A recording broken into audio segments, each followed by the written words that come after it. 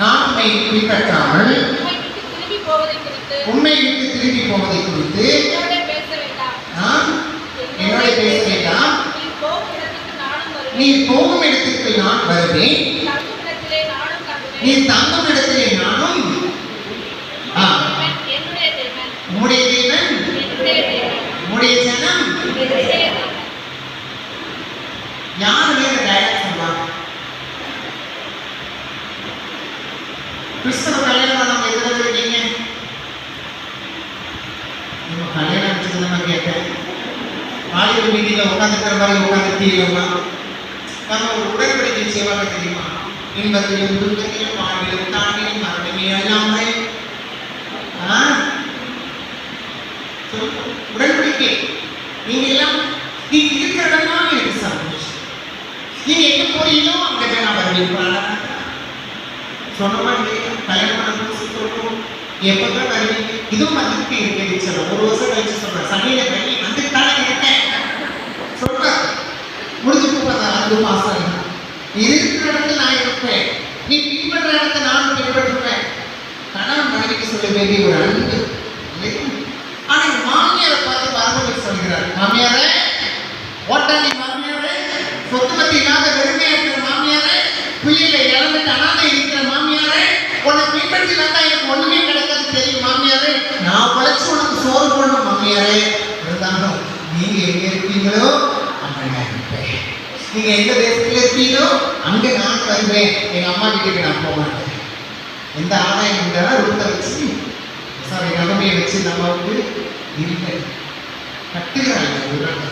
வீட்டை கட்டுகிறாங்க. முக்கியமான இடத்தை கட்ட நிறுத்தி வைக்கிறார். ஹல்லேலூயா ஹல்லேலூயா சொல்றத பாருங்க. உம்முடைய ஜனம் உம்முடைய தேவன் வந்து அவனுடைய வழிபட புரியுது.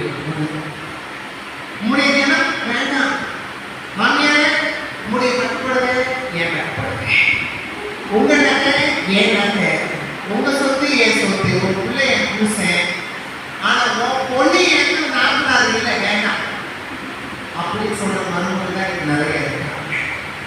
எவ்வளவு ஒரு எக்ஸலன்ஸ், எவ்வளவு ஒரு அருமையான மக்கள் பாருங்க. கட்டம் கொடுக்கிற பெரிய திரும்ப 2ஆம் அதிகாரத்தில் ஆண்டு சொல்லுகிறார். வாசிங்க அங்கே 2ஆம் அதிகாரம் 11ஆம் வசனத்தில் 12ஆம் வசனத்தை வாசிக்கிறீங்க. 12 உன் செய்திக்கு தக்க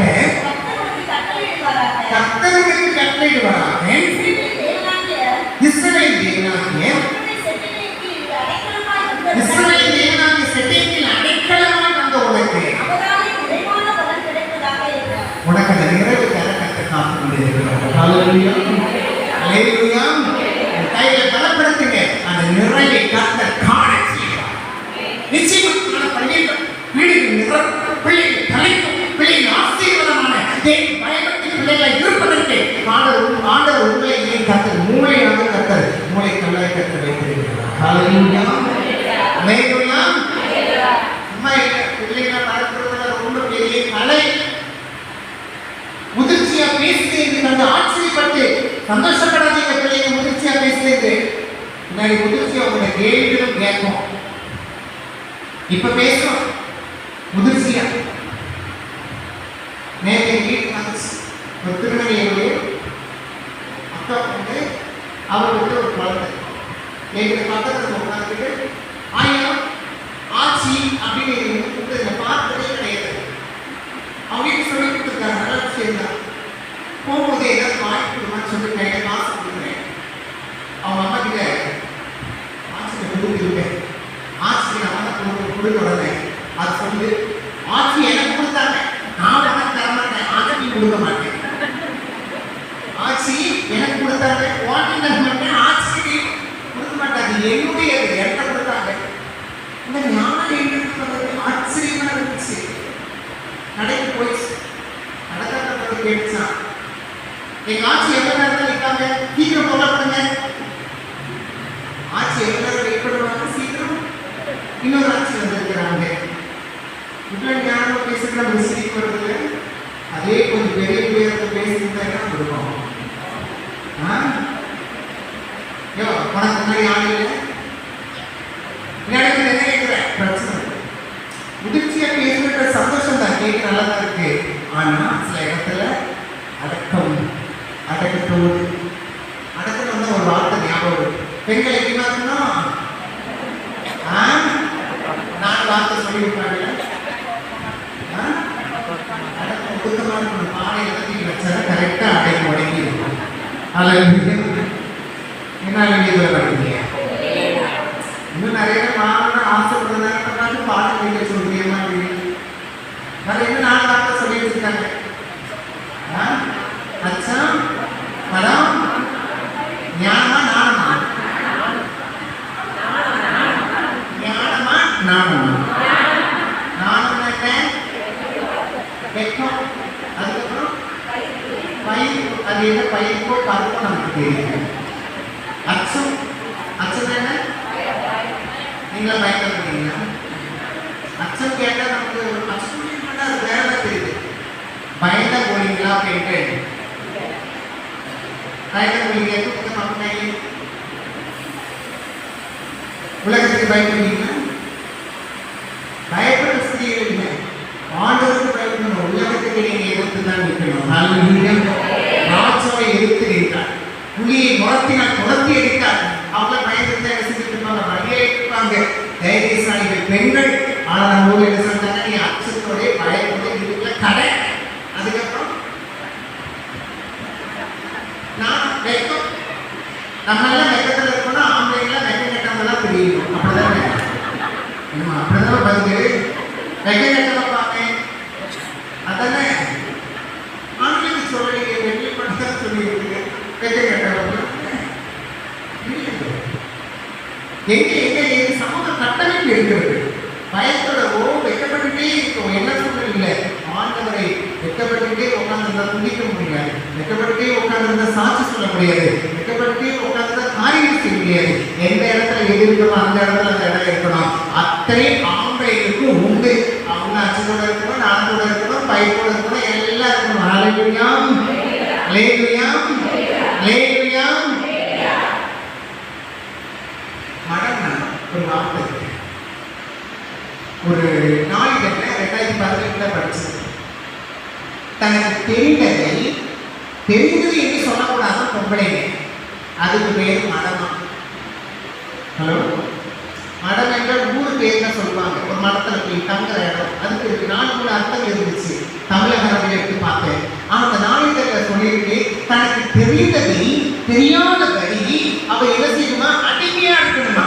அதுக்கு பேர் மடம் அப்படின்னு ஒரு விளக்கத்தை கொடுத்துருந்தான். நான் பார்த்தேன், அப்போ பொம்பளைக்கு மேலே எதுக்கு ஆம்பளைக்கு இவ்வளவு போகும்? தெரிஞ்சது கூட தெரியாதுன்னு சொல்லணுமா? ஏன்னா பொம்பளைக்கு தெரிஞ்சதுன்னு சொல்லிட்டேன்னா ஆம்பளைக்கு அவமானம் ஆயிடும். ஹலோ, அப்படிதான் நடக்குது. ஈகோ தான் வருது. ஆனா தெரிஞ்சதை தெரியாம சொல்லி ஒருத்தர் மாட்டிக்கிட்டாரு. யாரு? என்ன பையன் அப்படி பார்த்தீங்க? தெரிஞ்சுக்க தெரியாத சொன்னார். யாரு? பேசுறது தெரியும் சொல்லி சொல்ல வேண்டிய நம்ம சொல்றதை விட்டுட்டு தெரியாதே சொன்னான். ஆனா ஆண்டவர் உங்களை எந்த இடத்துல வச்சிருக்கிறார் பாருங்க. மகிமையாய் கட்டளை இருக்கிறார். ஹல்லேலூயா, ஹல்லேலூயா. தனக்கு உண்டானவர்களை குடிக்கத்தக்க மாற்று அந்த அடைக்கலமாய் வந்தவர்களுக்கு கடவுள் மகிமையாய் வைத்தார். நீங்க அந்த அடைக்கலத்தில் இருக்கிறீங்க. உங்களை நீங்கள் கரங்களை பலப்படுத்திக் கொள்ளுங்க. ஹல்லேலூயா, ஹல்லேலூயா. சேரமாவே சிந்திக்கல. தனக்கு ஒன்றில்லாத மாமியாரை வேறு பட்சமா பார்க்கல. அதுதான் அவருடைய கடமை. நீ எங்க இருந்தாலும் இருப்பேன், அதுதான் உங்களுடைய கடமை. தன் சுயத்தை போட்டு என் மாமியாரை கவனித்துக் கொள்ள வேண்டும் என்று முக்கியத்துவத்தை கொடுத்தால் அவளை கர்த்தர் இடத்துல நிறைவாய் கர்த்தர் ஆசீர்வதித்தார். ஹல்லேலூயா. மாமியாரை மறுமணம் செய்து வைக்கிறது அதான் ஒரு ஸ்பெஷல். ஹல்லேலூயா. நீங்க மறுமணம் யோசித்தாங்க ஒரு காலத்துல. ஆனா மாமியார் செய்து மறுமணத்துக்கு மறுமணம் பண்ணி இருக்கிறது. ஒரு புரட்சி செய்திருக்கிறார்கள். பெண்கள் பலவீனமானவர்களா? ஹலோ, பலவீனமானவர்களா? திருப்பி கொடு. ஆதியாகமம் 3ஆம் அதிகாரம். தெரிந்த சம்பவம் 4ஆம் வாக்கியத்தை வாசிக்கிறேன்.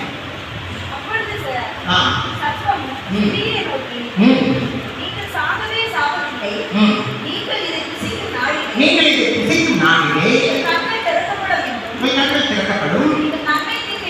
நன்மை தீமை அறிந்து தேவர்களைப் போல இருப்பீர்கள் என்றும் தேவர்களைப் போல இருப்பீர்கள் என்றும் தேவன் அறிவார் என்றும். யார் அறிவார்? தேவன் அறிவார். சரி சொல்லிட்டு என்ன செய்து பழத்தை பறித்து சாப்பிட்டு யார் கை கொடுக்குறாங்க? வாசிங்க அந்த வசனத்தை தொடர்ந்து வாசிங்க. அதை செய்யறாங்க. அந்த விருட்ச புசிப்புக்கு நல்லது. நல்லது பார்வைக்கு இன்பமும் புத்தியை தெரிவிக்கிறதுக்கு இச்சிக்கப்படத்தக்க விருட்சமுமாய் இருக்கிறது என்று கண்டு அது கனி பறித்து பறித்து புசித்து தன் புருஷனுக்கும் கொடுத்தார். அவனும் அவன் புசித்தான். அப்பொழுது அப்பொழுது அவர்கள் இருவருடைய கண்களும் திறக்கப்பட்டது. சரி உங்களுக்கு ஒரு கேள்வி போதும். இந்த கதை தெரியாத உலகத்துல யாருமே இல்லை. உலகத்துல நான் கிறிஸ்டியனா இருக்கட்டும், உலகத்தில் உள்ளவங்களா இருக்கட்டும், உலகத்துல முதல் நபர் தான் ஆதாம் ஏவாள் தான் சொல்லுவாங்க. எல்லோருமே எங்க முதல் நபரை எங்கேயுமே பேருக்கு எந்த இடத்துலயுமே எங்க இலக்கியமே சொல்லப்படல. முதல் நபர் உலகத்துல பிறந்த முதல் மனிதன் முதல் மனுஷன் என்று அந்த வேதத்துல தான் சொல்லுது. அவங்களுக்கு ஆதாம் ஏவாள் என்று பேருக்கு அதை ஒரு கதையாக சொல்லி வைத்திருக்கிறார்கள். சொன்ன கதை என்ன? அந்த கனியை குத்திக்காதது பிசாசு வந்து தந்திரமாய் ஏமாந்து வச்சிருக்குது. அவரு சாப்பிட்டு இவனுக்கும் கொடுத்தாங்க. அவன் என்ன செஞ்சிருக்கணும்? ஏவாள் ஆதாம் எக்ஸ்ட்ரா பழத்தை பறிச்சு உனக்கு கொடுத்தாங்க. பழத்தை சாப்பிட்டு இந்தாங்க சாப்பிடுங்க அப்படின்னு கொடுத்தாங்க. என்ன பண்ணிருக்கணும்? வாங்கி கொலையோ கடந்த அறை விட்டுட்டு கடவுள் வேண்டாம் வைத்த கனியை ஏண்டி சாப்பிட்டேன்னு அடிச்சுட்டு அவர் ஆம்பளை அடிச்சுட்டு அவர் ஆம்பளை. அப்படித்தானே குடும்பமானு வழிய வழிய வாங்கிட்டு ஆர்டர் சொன்னாரா? தெரியாத ஆதாமுக்கு இந்த பழத்தை சாப்பிடக்கூடாதுன்னு தெரியாது. வஞ்சிக்கப்பட்டோம். ஆதம் வந்து வஞ்சிக்கப்படல. நான் கேட்கிறேன் கேள்வி. யார் சொன்னாலும் இந்த கேள்வி கேட்க முடியும். ஆம்பளை அதுக்கு சப்போர்ட் பண்ண மாட்டாங்க. ஆனா நீங்க கேட்கணும், ஏவாள் வஞ்சிக்கப்படுறதுக்கு ஒரு நிமிஷம் ஆம்பளை இருந்திருக்கணும். விவாதிச்சான் எல்லா சத்துக்கிட்ட. இந்த கனியை குடிக்கக்கூடாதுன்னு சொன்னார். இதை சாப்பிட்டா இப்படி ஆயிடுன்னு சொன்னார்.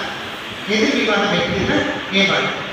ஆதாம் எதிர் விவாதம் ஏவாள் கிட்ட வச்சாருன்னா அப்ப யார் விளையணும்?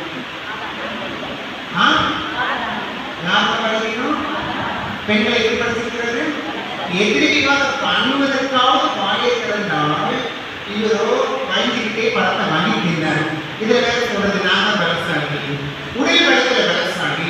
ஆண்டவருடைய அமைப்பு படைப்பு கிரியேஷன் உடல் பலத்துல போட்டி போடாத, ஞானத்துல போட்டி போடு. அல்லேலூயா. எக்ஸாம் எழுத போது சொல்லுவாங்க, பெண்கள் தான் அதிக சதவீதம் போட்டி அதுல போடுங்க. நான் ஒரு குறித்த பலத்துல போடாத, உடல் பலத்துல போடாத. உனக்கு ஒரு பலம்னா பெண்களுக்கு ஒரு பலத்தை கடவுள் கொடுத்திருக்கிறார். அதை போட்டு ஒப்பிட்டு போடுற. டெஸ்டே வச்சா கூட பிசிக்கல் டெஸ்ட் வச்சா கூட பெண்ணுக்கு தனியாக ஆணுக்கு தனியாக வைக்கிறாங்க. அப்படித்தானே? அந்த ரிப்பேர் வைக்கும்போது எல்லாருக்கும் தான் சேர்த்து வைக்கிறாங்க. ஞானத்தில் போட்டு போடு, ஞானத்தில் மனசலி இருக்காங்க, உடல்ல காட்டாதவர்கள். இந்த பெண் வஞ்சிக்கப்பட்டவள், முதலாவது பெண்கள் ஏமாற்றப்படுகிறாள். அவள் எது விவாதம் வைத்தாள்? ஆணவ எது விவாதமே வைக்கல. அவ்வளவு பலவீனமா இருந்துட்டு பெண்ணை பார்த்து பலவீனம் பார்த்தோம், நீ பயப்படுகிற ஸ்திரீ, உன்னால முடியாது அப்படின்னு முத்திரை குட்டி வச்சுட்டு ஆர்வத்துல இருந்து ஒரு ஈகோ ப்ராப்ளம். ஆண்டவர் பாருங்க எப்படி கிரியை செய்கிறார். 2ஆம் அதிகாரத்துல வசனம் சொல்லுகிறது. 2ஆம் வாக்கியத்தை வாசித்து கேட்கலாம். 2ஆம் அதிகாரம் 20ஆம் வசனம். 2ஆம் அதிகாரம் 20ஆம் வாக்கியம். சகல நாட்டு மிருகமாய்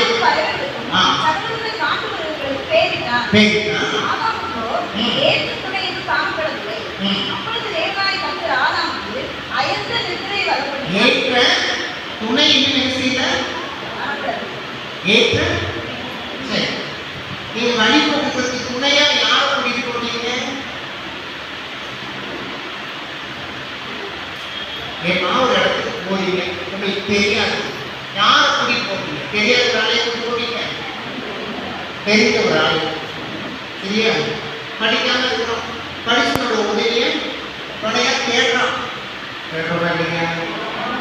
அப்போ வர்ற துணை விளைவிடமா கடன் கொடுத்தாரா? நல்ல கவனிச்சுக்கணும். பெண்கள் விளைவிட சொல்றாங்களா? அதுக்கு சொல்றேன், ஏற்ற துணையாய் ஆனவர் கொடுக்கும் போது ஏற்ற பலவீனமாக கொடுப்பார். அந்த அளவுக்கு ஆண்டவருக்கு மூளை இல்லை. அந்த அளவுக்கு ஆண்டவருக்கு அறிவு இல்லை. துணையாய் கொடுக்கிறத பலவீனமாக கொடுப்பாரா? எல்லாத்திலும் பலசாலியாக இருந்தவரை கற்றுக் கொடுத்தார். ஹல்லேலூயா, ஹல்லேலூயா. ஆண்டவர் ஒரு பொழுதும் படைப்பு குறையை வைக்க நிறைவுதான் வைத்தாரு. பலவீனம் ஒன்றுமே கிடையாது. மனிதன் பலவீனமாக தன்னை மாற்றிக்கொண்டார். ஏற்கனவே சரி, அதான் விடுங்களே. மூன்றாம் அதிகாரத்தில் மாசத்துக்கு வாழ்க்கை தான் என்ன சொல்லுகிறது? மூன்றாம் அதிகாரம் 7 வசனம் சொல்லுகிறது, அப்பொழுது அவர்கள் இருவருடைய கண்களும் சரி, ஆதாம் ஏவல் முந்தி பாவம் செஞ்சாங்கன்னு சொல்றாங்க, ஒத்துக்கிறேன். ஆனா கிரியை எப்போதுமே நடக்குது. ஏவல் சாப்பிட்ட உடனே கண்ணீர் செஞ்சுக்கலாம். உடனே எப்ப தெரியுது? ஆதாமும் சாப்பிட்ட பிற்பாகத்தான் இருவரும் கண்களும் ஒரே நேரத்தில் திறக்கப்பட்டது. நல்ல புரிஞ்சுக்கணும், யாரும் உங்களை ஏமாற்றக்கூடாது. ஹல்லேலூயா, ஹல்லேலூயா, ஹல்லேலூயா. ஏமாற்றிக்கிறவங்க ஹல்லேலூயா கொஞ்சம் கம்மியாக வந்துருக்குது.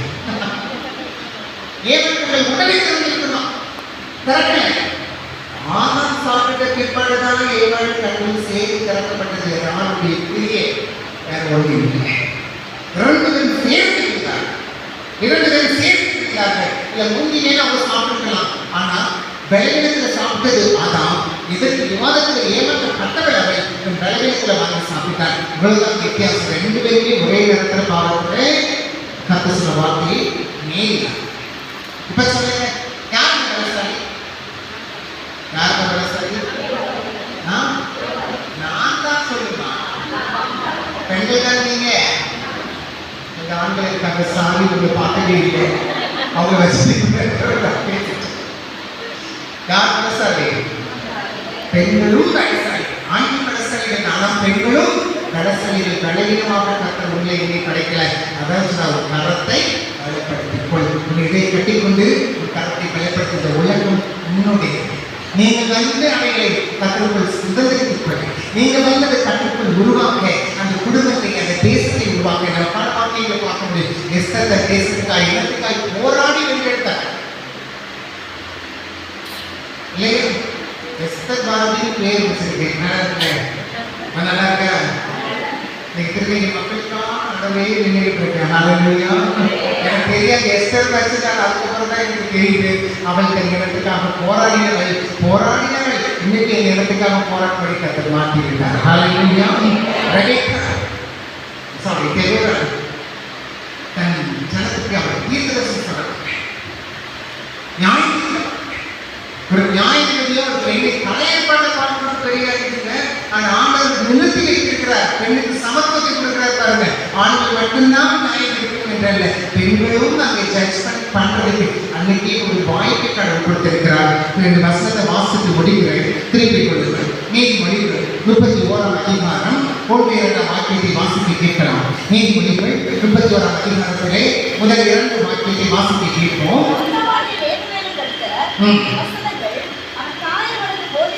அது கொஞ்சம் மைக்கை படிங்க, எல்லாரும் கேட்கலாம். அவள் தாய் அவளுக்கு போதித்த உபதேசங்கள். நல்ல அன்பரை பண்ணுங்க. தாய் தன் மகனுக்கு, தாய் என்ற பெண் மகன் என்ற ஆணுக்கு உபதேசம் பண்ணினதாவது, என் மகனே, என் மகனே, என் கற்பத்தின் குமாரனே, என் கற்பத்தின் குமாரனே, என் பொருத்தனை குட்டிகளே போது. நீங்க தொடர்ந்து புத்திமதி சொல்றாங்க. பெண் என்ற தாய் ஆண் என்ற மகனுக்கு உபதேசமானது. உபதேசம் பண்ணக்கூடாது சொன்னாங்க. என்னங்க அப்படி வந்து பெண்கள் உபதேசம் பண்ணக்கூடாது சொன்னாங்கன்னா பெண்ணா மனைவி